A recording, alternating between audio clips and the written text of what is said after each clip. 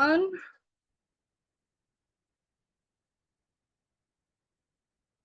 right. Welcome to Explore Outdoors Virginia, the nature collection for LIDS 658. This is the Academic Library Group project presentation by Becca Blackmon, Degaetano, and Cassandra Taylor Anderson.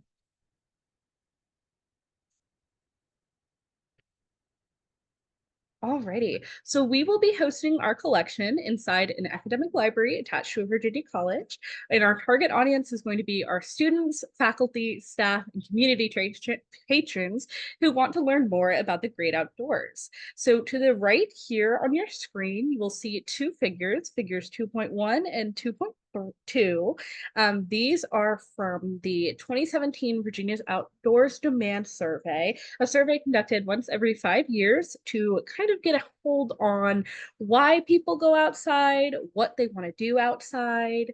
And so what we can see from these charts is that 59.3% of people cited experiencing nature as their main reason for going outside. And 71% of all households surveyed went outside to visit natural areas, rather than say 67% who went outside to drive for pleasure. So while our state parks are an incredible resource and their natural areas are super, super beautiful, some limitations can make it difficult for patrons to get outside.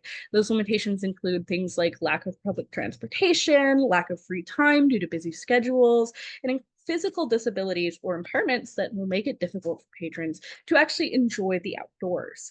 So additionally to that, starting new hobbies like fishing, bird watching, and stargazing often require a lot of expensive gear just from the get-go to get started. So we've decided to bring the outdoors to our patrons, and in an effort to motivate them to explore the world around them, we've created a 15-item mini collection.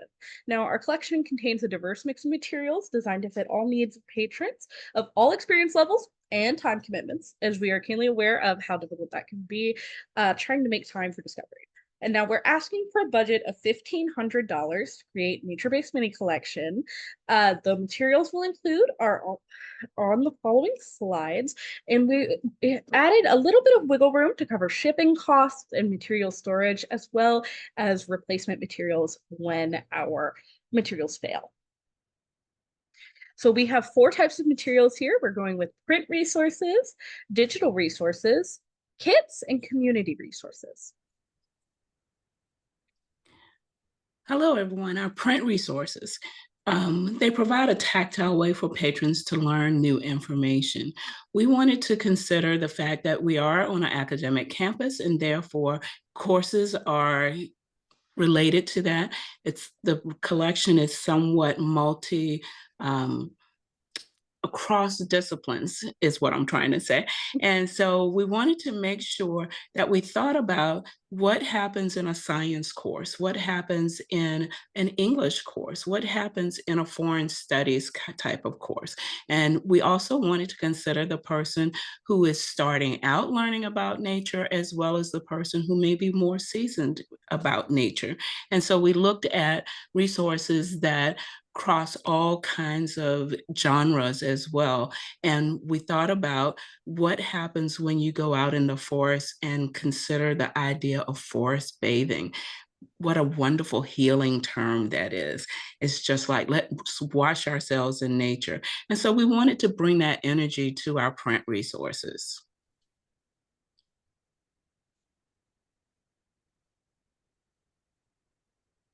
So, How to Read the Wilderness. That's one of the books that we selected. And it's all about the intricacy and intense beauty and how you can become knowledgeable as a good steward of the wild. We wanted to include something that helps an urban person, for example, get used to walking. Go out 52 ways to walk. You can walk any kind of way. You can use different paths. You can go into a park, but it's all about just getting out there and enjoying the nature. We looked at Penguin Random House's book list, and from that book list, we got this 52 Ways to Walk because it tells us that there are so many ways to get outdoors, and they suggest 120 minutes in nature is a great thing for you. Botanicum brings you to our plant life and gives you a great view of what does nature offer me. And we already talked a little bit about forest bathing, but have you ever went outside in your backyard at night and just looked up or laid down on the grass and saw the beautiful stars? We wanted to encourage our readers to do that as well. And then the Atlas Obscura has these wonderful, beautiful, vibrant pictures of nature and all of the things and wildlife and creatures you could think of. So let's get going. Get outside, enjoy that fun in the nature. Awesome, awesome. So we also wanted to include some digital resources for people like me who are kind of more auditory learners or people on the go. So we looked at some research, and according to Edison Research, about 46% of people who had listened to audiobooks in the past year had checked out at least one from a library service, such as Libby. Those are really impactful numbers for us because it shows that audiobooks are still on the rise. And digital resources, we evaluated them not only for, their facts that they're not as picture focused, they're more narrative, but we also wanted to make sure those topics were interesting and appropriate for our age group. So when we go looking for nature activities and such, we either see a lot that is super academic or really focused at kids. And so, from an academic library standpoint, we wanted some that would be entertaining as well as educational. So, I chose a couple ones that were narrative in nature. So, like Braiding Sweetgrass. Braiding Sweetgrass is a cultural narrative from a botanist who's also an Indigenous woman. And she works with a lot of her elders, learning about how plants were used culturally. And In Defense of Plants is read by and created by someone who hosts a plant podcast. So, since both of these books are personal narratives, we really hope that this section of our collection will really help patrons feel connected to the community of nature lovers at our college. Because a lot of the times when you're getting out and doing a new hobby in nature, something like fishing or bird watching, you can feel really isolated. And picking up a new hobby can be kind of a challenge for a lot of people. So we wanted to make people feel like, hey, you're part of a community. We know you. We know what you like. Try and use some of our stuff to kind of feel it out. These resources also require very little technical support to use because that can be a very big thing with the way technology has been changing. And they can all be accessed either in physical CD form as well as a digital download for free from Libby. So our total requested funding for these resources is $117. That should cover both physical audiobooks and the digital downloads. So you heard me mention a little bit about Braiding Sweetgrass. That's again the audiobook about a Native woman's perspective on everything to do with the plants around her in nature. We also have In Defense of Plants, which the link doesn't appear to be loading right now, but that's okay. It's done by the author of a podcast of the same name, In Defense of Plants, and it tells you all about the secret lives of houseplants. So where they originated in the wild, how to take care of them, what they get up to when you're not around, which sounds so sneaky. I know it makes them sound like animals, but they're actually really complex and they can be telling you a lot of things from you're overwatering me to I'm going to bloom, all with very, very subtle differences. We've also got the 8 Master Lessons of Nature, which kind of tells you how to connect more with nature and the people around you. It teaches you how to kind of introspect, think about yourself and ground yourself. And then we have An Immense World by Ed Young, which is a wonderful, wonderful book about noticing the things that animals sense around you in nature and kind of getting back in touch with our instincts and what we may have missed out on now that we are in such a bustling industrial society. So we thought that these would be great quick listens or great ways to connect with the culture of nature and connect with each other. All right, our next section of our collection are the kits and the objects. So we know we have now talked about people who are traditional learners and then people who are audio learners. So now we're talking about people who need to physically get out and go and learn things. So we decided to add kits and physical objects to try to get people to go outdoors.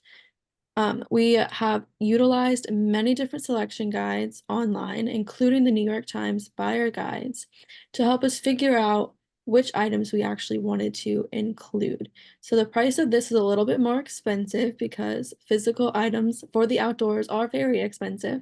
So this one is going to be $949 total, which is a big majority of our budget. So the items in our collection, the first one is going to be the trekking poles. So trekking poles are a good addition for people who want to go and get out and hike. So these trekking poles help support health benefits like lightening the load of a long trek on your legs. They also help soften the ground while you're going, so you can go out longer and more frequently than you would if you just went out there and started going. Our next item is binoculars. So binoculars are good for people who want to go out and bird watch or go out and look at the clouds or any other object without going too far into the nature itself. We also liked this pair of binoculars because it came with a carrying case and also a phone mount adapter. And then our next one is a portable telescope. This telescope is very easy to carry. It comes with a carry case. It also comes with a smartphone adapter, so you can use that to view the stars as well as save what you looked at so you can show anybody you want to or just keep it for yourself. Our last thing is a tent. This tent fits 4 people, so you can bring your friends if you want to, or go by yourself and have plenty of room for all your stuff. It's also weatherproof, so no matter when it crazily random rains in Virginia, you got it covered. It also is ventilated so that if it's too hot outside, you don't get too stuffy in the tent. This tent also comes with a repair kit, so if you somehow manage to break the pole just a little bit, you can repair it by yourself without having to order any new parts.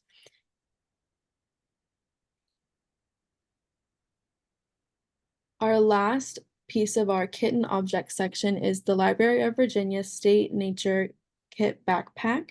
So this is a backpack that they give out to all the public libraries in the state of Virginia. And it comes with things like a parking pass for all the state parks. You get a tarp, you get binoculars, you get a pocket guide for all for your stars, for your trails, you get a compass. And then these things are also customizable. So if you tell whoever you are borrowing it from what you want to do, they can also add items for that as well. So you know that you're getting what you need when you're going out into nature. Alrighty. We also included some community resources. Now, these are all free or open access resources that our patrons can use. So we're hoping to do like a little bulletin board or a little set of pamphlets for them. So we've got Go Outdoors Virginia from Virginia Department of Wildlife and Recreation. They are tree identification guides. They have trees and shrubbery as well. The Cornell Lab of Ornithology has the Merlin Bird ID by Sound Guide. It's an application you can get on your phone that lets you identify birds by sound or by picture. We also found an interesting collection called the Switchback Gear Collective, which is a lending library of outdoor gear. We figured if patrons saw outdoor gear that they loved on that lending library, we could talk to them about how to get gear like that added to our collection if we decide to be more permanent. And then again, the Library of Virginia's Nature Backpacks. Here's how to get involved, how to network with them, how to ask for the different development of nature backpacks, and to have some feedback from our patrons directly to LVA, so that they can, kind of see what gets added to the backpacks in the future. And then finally, we have our budget and running total. This slide just goes over each of our line items, which we heard everyone talk about earlier, for a grand total of $1,224. Again, we'll be asking for $1,500, and that will cover just materials such as shipping, making sure everything gets through, any disposable or reusable things such as, glasses wipes to wipe things down, that good stuff, and shelving. Thank you guys so much for watching, and please view our animated bibliography for all of our material citations. All of the photographs used in this presentation were credited to Canva Images, and thank you for watching.